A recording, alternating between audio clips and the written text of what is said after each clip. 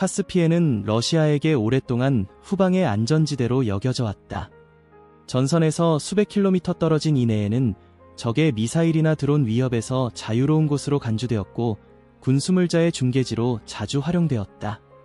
바로 그 때문에 러시아 화물선 포워트 올리어사는 전략적으로 이 해역에 정박해 있었다. 우크라이나의 타격 반경 바깥이라는 확신 속에서 포워트 올리어사는 길이 약 110m, 총톤수 4,900톤의 러시아 국적 화물선으로 민간 화물을 가장하고 있었지만 실제로는 군수품으로 가득 차 있었다. 적재된 물자는 이란에서 공급된 셔히드-136 및 셔히드-238 드론의 부품이었다. 전자 장비, 항법 모듈, 자이로 센서, 연료 공급 시스템 등은 물론 122mm 로켓탄 수천 발이 컨테이너 안에 실려 있었다. 이 선박 하나만으로도 러시아는 수주간의 공습작전을 지속할 수 있는 능력을 확보할 수 있었다. 하지만 우크라이나는 이 정보를 정확히 알고 있었다. 일본의 민간 상업위성이 제공하는 SAR, 합성개구 레이더, 데이터는 포착하기 어려운 밤 시간이나 구름이 낀 환경에서도 선박의 존재를 식별할 수 있었다. 이 기술을 활용해 우크라이나 정보기관은 포워트 올리어사의 위치를 추적하고 정박각도, 다 위치, 움직임 패턴까지 파악할 수 있었다.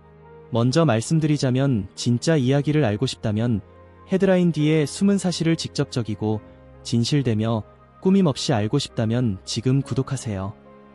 놓치지 마세요. 이와 동시에 우크라이나는 다층적 감시 체계를 활용했다.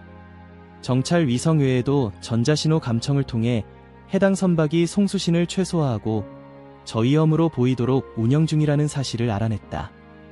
그러나 바로 그 침묵이 역설적으로 목표 선정을 더욱 명확하게 만들었다. 공격을 위해 선택된 드론은 우크라이나의 장거리 자폭형 무인기 UAV들로 주로 UJ-22 혹은 그 확장형으로 추정된다. 복합 재질로 제작된 기체는 레이더에 잘 잡히지 않으며 저고도로 비행하여 해상의 클러터에 섞여 레이더 회피가 가능하다. 항법 장치는 GNSS, INS 복합 시스템으로 GPS가 교란되더라도 관성 항법으로 목표물 접근이 가능하다. 장착된 탄두는 약 40kg 무게로 일부는 파편 확산형, 일부는 반관 통형으로 구성되었다. 각각의 드론은 배의 구조적 약점을 노려 설계되었다. 공격 계획은 4개의 방향에서 동시 타격하는 방식으로 짜여졌다. 한 그룹은 선미 방향에서 엔진실과 환기 덕트를 노렸고 다른 그룹은 선수 방향으로 조타실과 상부 구조물을 겨냥했다. 중간 구역은 격자 구조를 파괴하고 물의 침입을 유도하는 핵심 타깃이었으며 마지막 2대의 드론은 방해용으로 구조선이 접근할 경우 자폭 장벽을 형성할 준비가 되어 있었다. 공격은 현지 시간 오전 10시 28분에 시작됐다. 첫 번째 드론은 엔진 환기 샤프트 부근을 직격해 화재를 유발하고 케이블 트레이와 전력 제어 시스템에 중대한 손상을 입혔다. 두 번째 드론은 우현 수선선을 타격해 선체의 균열을 일으키고 하부 격실로 빠르게 물이 유입되기 시작했다. 뒤이어 세 번째와 네 번째 드론이 중부 갑판과 좌연측을 공격하며 연결 구조가 파괴되고 검은 연기와 잔해가 선상에 퍼졌다. 배는 점점 우현 쪽으로 기울어졌고 조타실에서는 비상 경보가 울렸다. 항만보안당국은 예인선과 순찰정을 급파했지만 오전 10시 31분 5번째 드론이 조타실 근처를 타격하며 메인 전력이 차단되었다. 모든 제어 시스템이 마비되고 배는 비상 배터리로 전환되었다. 6번째와 7번째 드론이 우현을 연속 타격하면서 선체 균열이 확대되고 침수가 통제 불가능한 수준으로 번졌다. 오전 10시 38분 화재는 통제가 불가능해졌고 승조원은 배를 포기하고 구명보트로 대피했다. 러시아 측은 드론 2기를 격추했으나 이미 너무 늦은 시점이었다. 오전 10시 41분 8번째 드론이 중부 하단을 타격하면서 기울기는 7도로 확대되었다. 구동축 터널을 정조준한 9번째와 10번째 드론은 추진 라인을 파괴하고 연료가 선체 하단으로 유출되었다. 불꽃이 갑판을 뒤덮었고 11번째와 12번째 드론은 구조선의 접근 경로에 자폭 바리케이드를 형성하며 외부 접근을 차단했다. 중계형 드론은 실시간 텔레메트리 데이터를 송신하며 전체 파괴 과정을 감시했다. 전력 상실, 펌프 시스템 고장, 통제 불능의 침수, 구조적 피로가 연속적으로 발생하며 선박의 구조는 급속히 붕괴되었다. 오전 10시 50분, 선박은 사실상 침몰이 불가피한 상태로 전환되었고 몇 시간 후인 오후 2시 32분, 위성사진은 포워트 올리어 4의 완전 침몰을 확인했다. 해수면 위로는 여전히 연기가 피어오르고 있었다. 러시아는 처음에는 경미한 피해라고 주장했지만 온라인에 유출된 침몰 사진은 그 주장을 반박했다. 오픈소스 정보 분석가들은 크레인, 조명탑, 해안 구조물 등을 활용해 잔해의 정확한 위치를 확인했고 사실상 침몰이 국제적으로 입증되었다. 포워트 올리어 4의 침몰은 단순한 해상 충돌이 아니었다. 그것은 러시아의 군수 시스템 전체에 직격탄을 날린 상징적 사건이었다. 침몰 당시 선박에 적재되어 있던 군수품은 약 5,000톤. 이 중 대부분은 이란에서 공급된 셔히드-136 및 셔히드-238 드론의 핵심 부품으로 구성되어 있었다. 유도 시스템, 항법 장비, 전자회로, 전원 모듈과 같은 민감한 구성 요소는 러시아가 수백 대의 드론을 조립하고 운용하는 데 필수적이었다.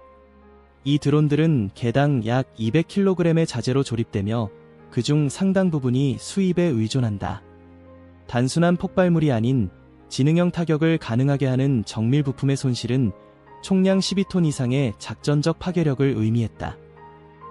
이는 몇 주간의 야간 공습 작전 능력을 한순간에 제거한 셈이다. 문제는 그 손실을 복구하는 것이 사실상 불가능에 가깝다는 점이다. 서방의 제재 조치로 인해 고성능 전자부품의 공급망은 이미 압박을 받고 있었으며 이란과의 해상 및 육상 수송로 또한 제한적이고 취약하다. 카스피해를 통과하는 군수물류는 그나마 비공식 경로로 활용되어 왔으나 이 경로마저 드러나고 파괴되었다는 점은 러시아 측에 막대한 전략적 부담을 안긴다. 이 사건 이후 우크라이나 주요 도시를 겨냥한 야간 셔히드 드론 공격 빈도는 눈에 띄게 줄어들었다. 키이우, 하르키우, 드니프로 등지의 시민들은 며칠간 평소보다 조용한 밤을 맞이했고 군 당국도 이와 관련된 정보를 간접적으로 확인했다. 러시아는 다른 루트를 통한 보급을 시도했지만 이는 운송시간과 비용을 급격히 증가시키는 결과를 낳았다. 이전에는 비교적 저렴하고 안전하게 해상 운송되던 군수품이 이제는 육로로 운반되어야 했고 이는 국경 검문소, 드론 감시, 파르티잔 활동 등 다양한 위험 요소에 노출되는 결과를 초래했다. 저장시설 역시 분산 배치되어야 했으며 보안 인력과 방어체계 유지에도 더 많은 자원이 필요하게 되었다. 러시아는 이 사건을 처음에는 감추려 했다. 국방부는 초기 보도자료에서 작은 사고 혹은 경미한 피해라고 발표했다. 그러나 사건 당일 오후 소셜미디어에는 선박이 반쯤 가라앉은 상태의 위성사진이 확산되었고 곧 오픈소스 분석가들이 해당 좌표를 검증했다. 해안 구조물, 조명탑, 크레인의 위치 등을 비교 분석해 포워트 올리어 4의 침몰이 사실임을 입증한 것이다. 이러한 이미지 유출로 인해 러시아 외무부는 카스피해 연안 국가들과의 긴급 외교회의를 소집했다. 카자흐스탄, 아제르바이잔, 투르크메니스탄, 이란 등과의 회담에서 모스크바는 해상 안전을 명분으로 자국 군함의 경계 작전을 확대하려 했으나 다수 국가는 중립 입장을 견지했다. 특히 이란은 군수품 손실에 대한 불만을 은밀히 전달한 것으로 알려졌다. 국제보험시장도 즉각 반응했다. 런던의 주요 보험사는 카스피해 항로를 고위험 전쟁지역으로 재분류하고 러시아 선박에 대한 전쟁 보험료를 인상했다. 이에 따라 러시아 해상물류의 비용 구조는 더욱 악화되었고 이로 인해 우회 경로 사용이 증가했다. 이 또한 물류 정체와 병목 현상을 불러일으켰다. 카스피해 내 항만 관리기관들은 자체적으로 보안 절차를 강화했다. 선박 입출항 시 무작위 검색을 늘렸고 통신 감시와 드론 탐지 시스템을 재정비했다. 민간 항로와 군수 항로를 분리 운영하려는 움직임도 포착되었으며 이는 지역 내 민간 물류에도 부담을 주는 결과를 초래했다.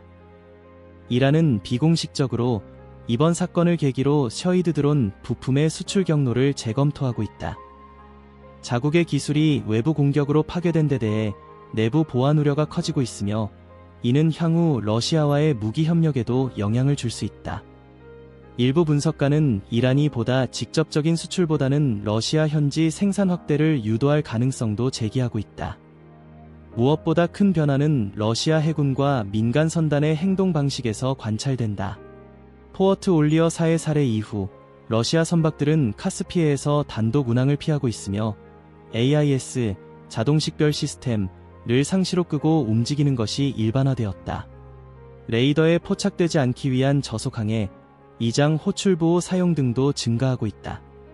이는 일종의 심리적 충격으로 내에는 안전하다는 기존의 군사적 믿음이 무너진 것이다. 내륙 수역에서조차 우크라이나의 정밀 타격이 가능하다는 사실은 향후의 군사계획 전체를 수정해야 할 이유가 된다. 전략적 후방지대라는 개념이 더 이상 존재하지 않게 되었기 때문이다. 우크라이나 측은 이번 공격을 단순한 작전 성공으로만 보지 않는다. 이는 정보, 정찰, 타격, 심리전까지 결합된 하이브리드 작전의 정점으로 평가되고 있으며 기존의 전통적 전쟁 방식에서 벗어난 신개념 전술로 받아들여지고 있다.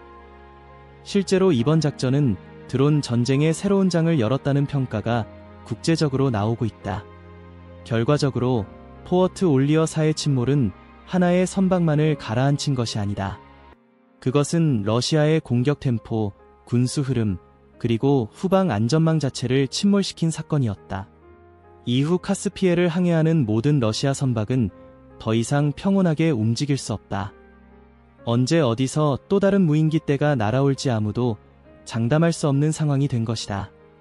이와 같은 이야기들을 더 보고 싶으시다면 명확하고 검증되며 왜곡 없는 이야기들 지금 구독하고 누구보다 한 발 앞서 나가세요.